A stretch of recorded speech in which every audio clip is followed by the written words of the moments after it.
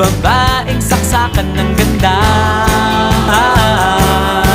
Sinundan ko ang kotseng sinasakyan niya.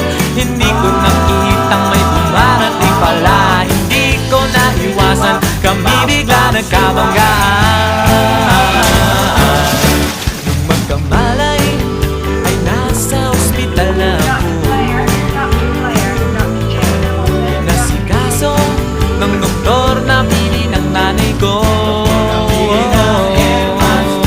Biglang-bigla na lang ang nurse nandyan na, at para kong nakitang anghel sa ganda.